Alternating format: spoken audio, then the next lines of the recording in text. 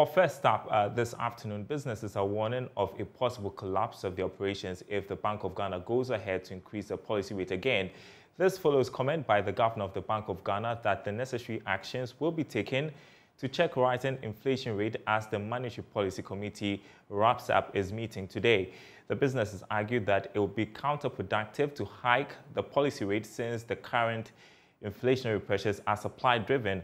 My colleague, George Rafe, has been speaking to President of the Association of Ghana Industries, Dr. Humphrey Eyim-Dake, and Chief Executive of the Ghana National Chamber of Commerce and Industry, Mark Bedu-Abuaje.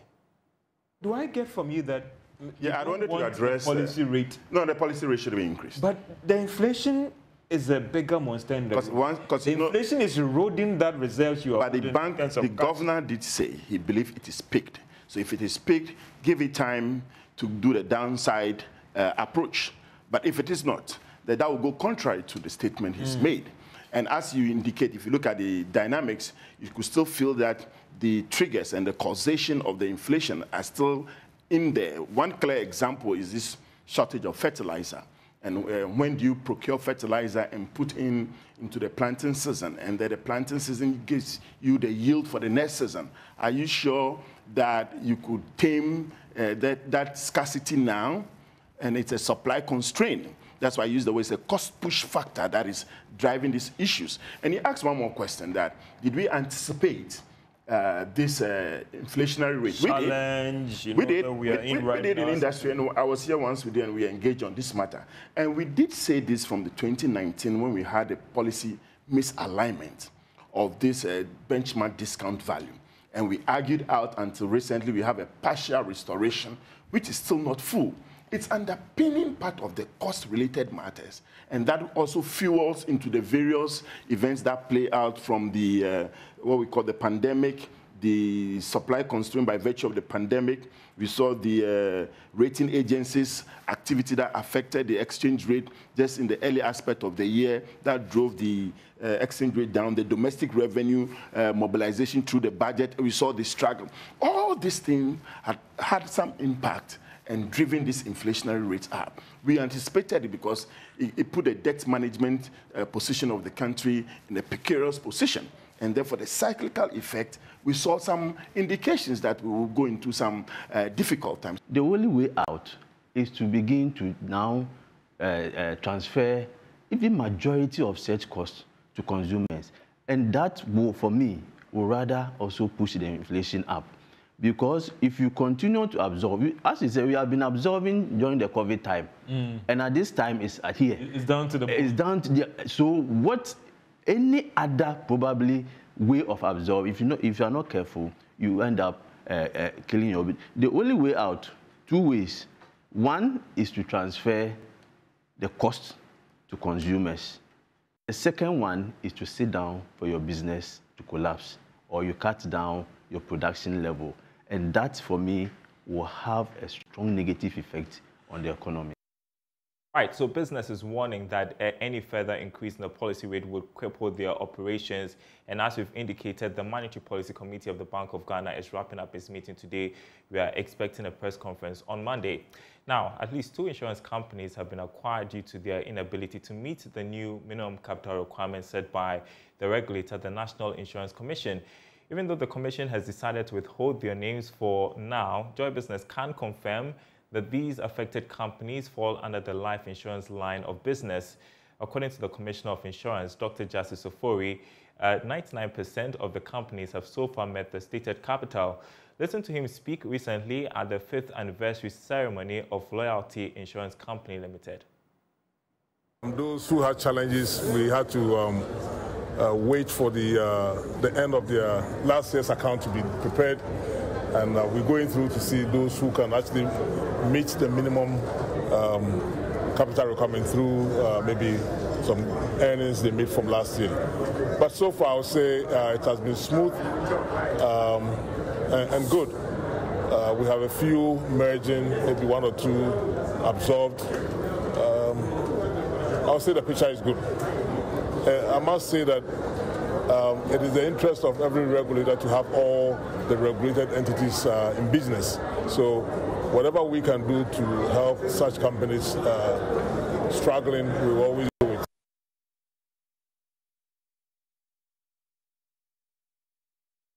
Meanwhile, some life insurance companies are making a case for benefits to be offered to policyholders after every 3 months under their life insurance policy. Acting head of Metropolitan Life Insurance, Emmanuel Otintufo, says active policyholders deserve some motivation. He spoke at the launch of a Family Financial Wellness Plus product and WhatsApp chatbot named Ya for current and potential policyholders of MetLife. Yeah, actually, it has always been a challenge that why should I be paying premiums all the time and then I'm not making any claim. So actually, this also seeks to solve for that kind of a challenge that a lot of prospective clients has, so that you don't necessarily just have to just make a claim before you benefit, but rather if you also sign up to the product for that period that you have not actually made any claim, this is also an opportunity for you to also make some kind of a cashback benefit. Yeah. So are there plans to actually use or leverage this product to complement the NIC's efforts in pushing insurance penetration rate? Yes, certainly. I mean, as you are aware, insurance penetration actually is quite low. I mean, hovering around 1%. That is not a desirable place that we want us to have. And I'm sure that this can be tackled in multi-dimension, and one of which has to do with product development, and that's certainly where we are now. I mean, certainly it will also focus on certain segment of the market, thereby also increasing the penetration rate. So this is actually in support of NIC's call to increase the market penetration rate. All right, insurance expert Larry Jiage joins us to discuss these latest developments in the insurance sector. Great to have you on our program this afternoon, sir. 99% of insurance firms meeting the capital requirement. I'm thinking either the insurance companies are really sound or the capital requirement was not high enough. Where do you stand on this? I thank you very much for the opportunity, and good afternoon to your listeners. My take is that at the time the 50 million minimum capital requirement was agreed with the market, it was quite IDP, but you must recognize the fact that this was about 3-4 years ago. And when by the time we got to point of implementation, there have been some significant changes as far as inflation and those things are concerned. So if you ask me, we have reached the 15 million and a lot of the companies have met the minimum requirement. But I think the market should start thinking about possibly looking at a higher figure. And I say this for a reason. There was a review carried out recently about the size of insurance companies in Africa. And one thing you would note in the report is that the highest placed Ghanaian company was around 81st. And you don't find the same thing in the banking sector. When you do an analysis or comparison with the banking sector, there are very large banks in Ghana that will compete effectively among the big boys in Africa, but that does not apply to insurance companies. And the reason is basically this. Our level of capitalization is low. Number two, there are too many insurance companies operating in our space. You may want to compare our situation with our next door neighbor, Ivory Coast. Ivory Coast really has far more significant players in the insurance sector than us. And there are also reasons for that. In the Francophone countries, if you are registered or you are licensed in one country, you can operate in the other without going through the whole gamut of registration or licensing requirements. So I think if we really want to grow, we should promote a lot more mergers, as recently happened in the market when some companies, rather than look for further capital, decided to merge. So that is my view. We still need to look at the sizes of our companies. And well, we are now hearing that at least 2 firms have been acquired for failing to meet the capital requirement. But I'm also thinking that the National Insurance Commission is being too careful so that we don't see a repeat of what we saw in the banking sector when there was recapitalization and it ended up in a very chaos for, I mean, the businesses in the banking industry as well as people who are saving with the banks. Yes, it is right for the Commission to be really careful, especially with the life insurance companies. Life insurance really has a lot of people in the lower end of the financial, let me re-put that. There are a lot more people who are not financially sound having life insurance companies, like life policies, and getting up and taking a decision will affect so many people. So they need to be careful, and that possibly underpinned the Commission's approach the last time around. They encouraged people and kept expanding or sending the timeline backwards until we got to where we are now, where only 1 or 2 companies are yet to meet the requirement. It is important that they are careful so that they don't jeopardize the position of a lot more poor people, as we found in the banking sector. Well, you say that the Commission should reconsider increasing the minimum capital requirement. Isn't it too late to do so now? There is never any time which is too late.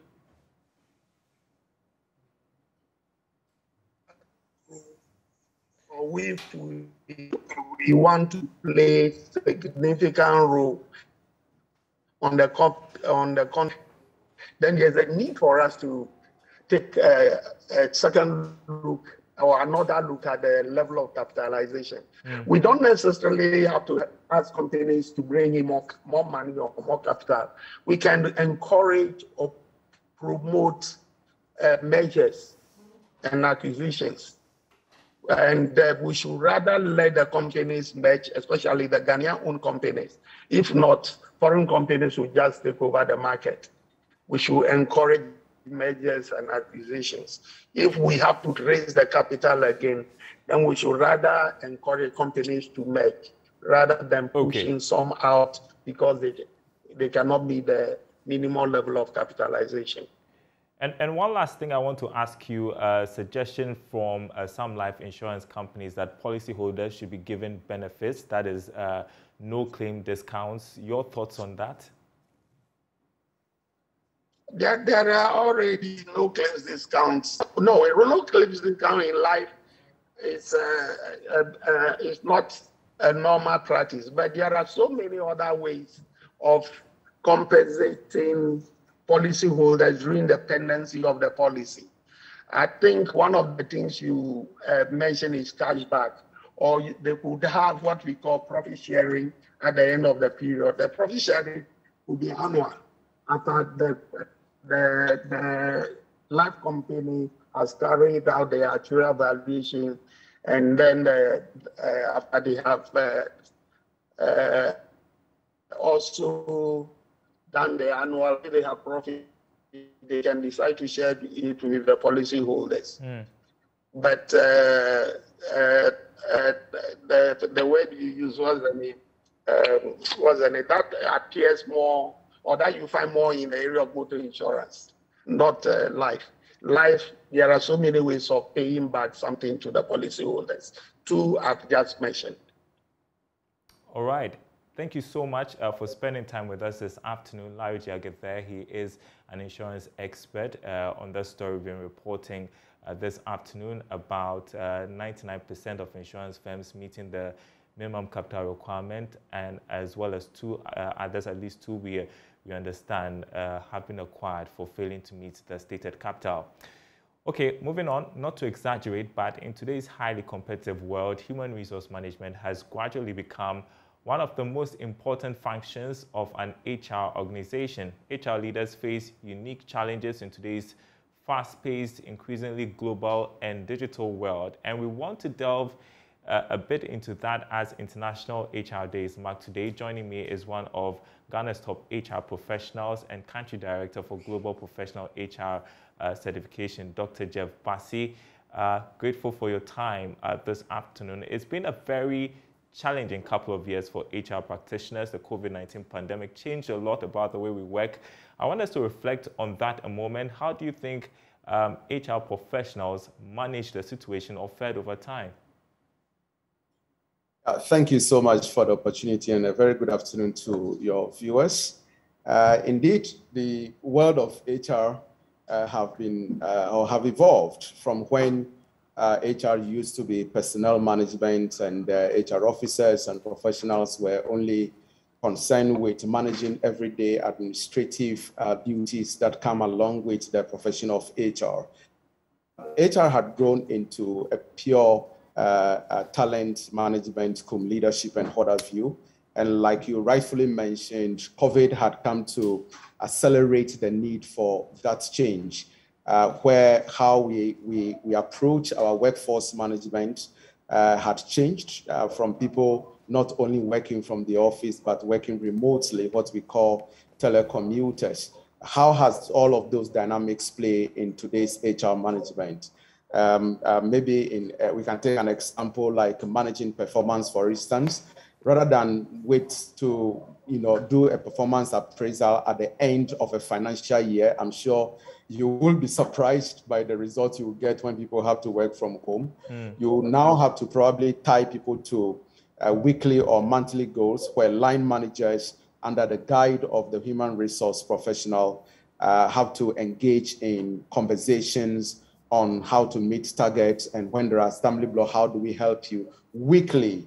And so the person is held to target rather than how many hours you avail yourself to work. I think that is one of the critical response that human resources in most of these dynamic companies have adopted to respond to the external or the changing demands of how human resource management is done today.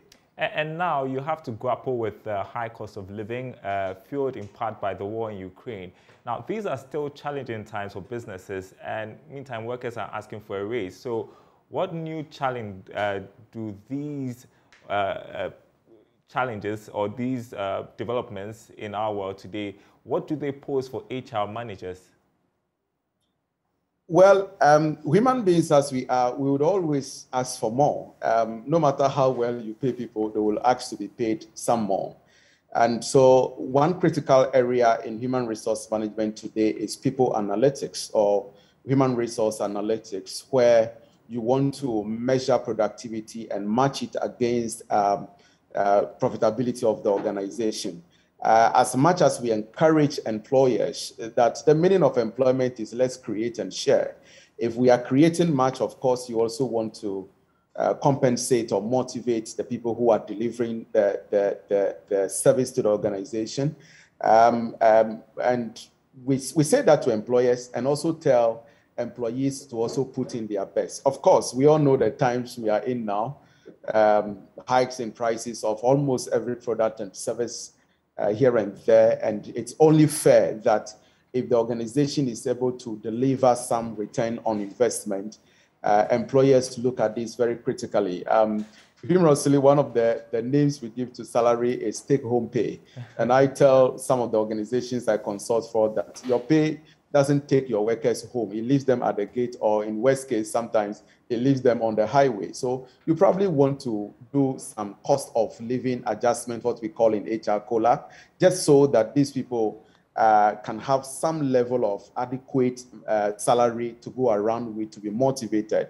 Money or compensation is a critical engagement driver to the at work, or why people should be productive. So we encourage employers to look at this situation carefully, whether their workers are able to survive in this environment, as much as we also encourage employees or workers that, listen, until the organization produces or is able to create much, there will be nothing to be shared or given to you as a worker. And I'm sure there are positives you can share as you mark HR Day today. Oh, yes.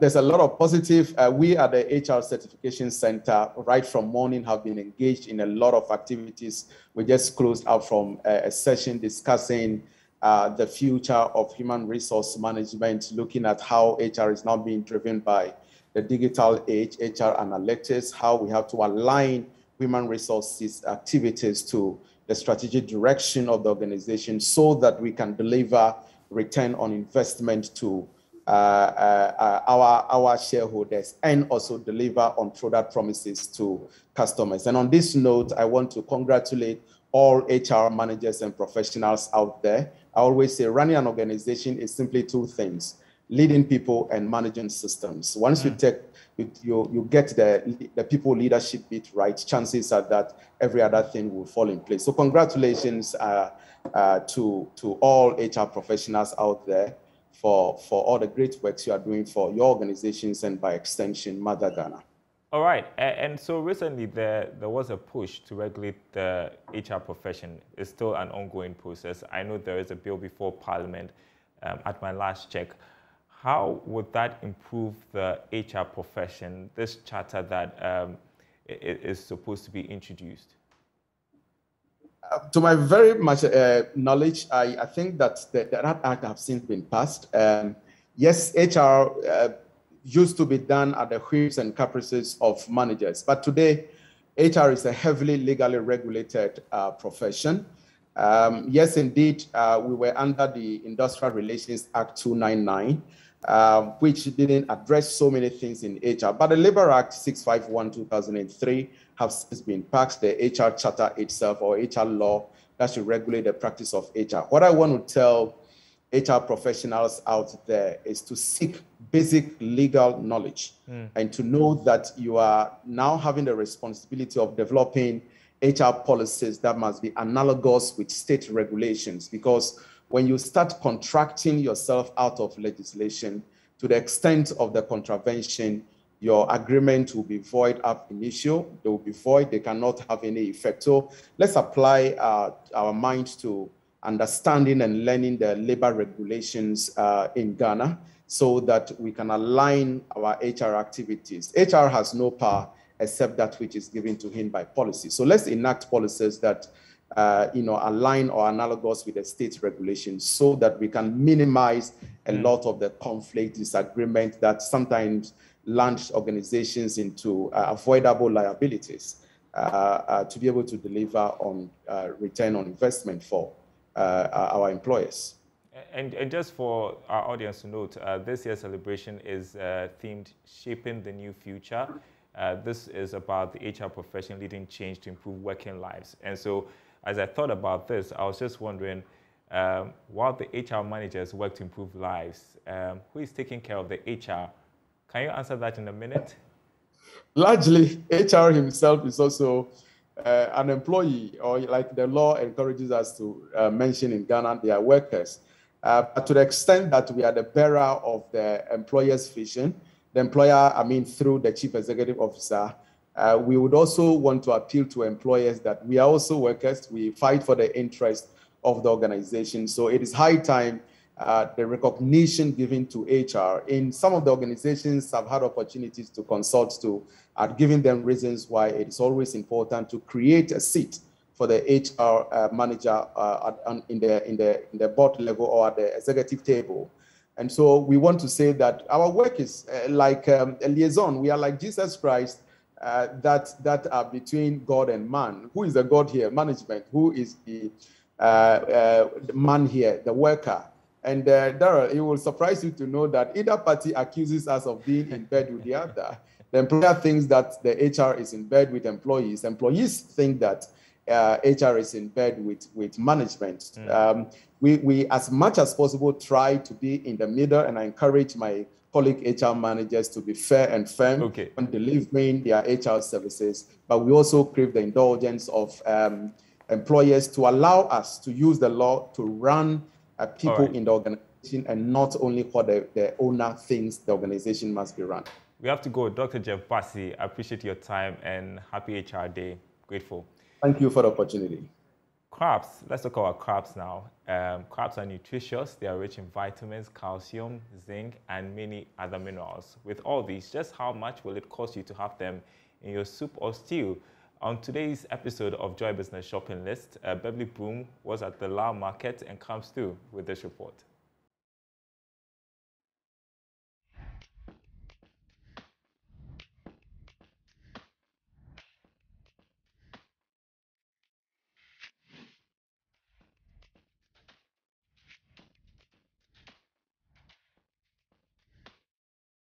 Adodi. Me no dry. Dry. No they be no they be fresh. Show my name and your fiole. I don't name low name. 5 cedi. First, and your holy. First, I want only 4 cedi. Ni in a 2 cedi. Okay. In a 1 cedi. In a 1 Then I can know 1 cedi. Can it be a 2 cedi, be a 5 cedi.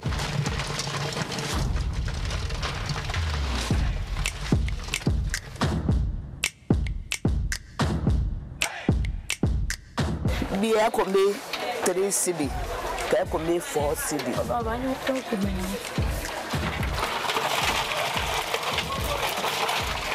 In a 4 cedi. Come in Mokoto 20 cedi. Neke malege. Agboe. In a 8 cedi. It could make 8 cedi. First, only 5 cedi. The Kakam could buy 20 Ghana, Male 3. You walk with BB.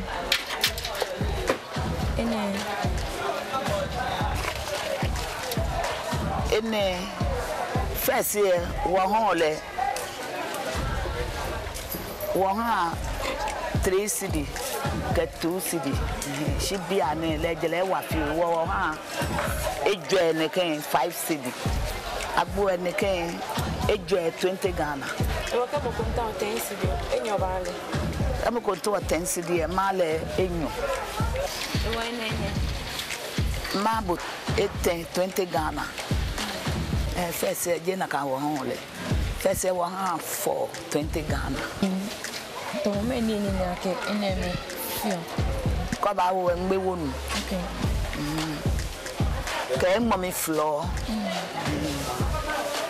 It's more much loony. Okay, what came to me? I hate Ninkateshani in a coma. Bahale sugar cane, baffle or woman. She will feed me bag book. She fit a banyo hole. Of crabs, but if you're shopping this weekend, you may want to consider that as part of your palm nut soup. That's the marketplace. Thanks for watching. My name is Daryl Kwawu.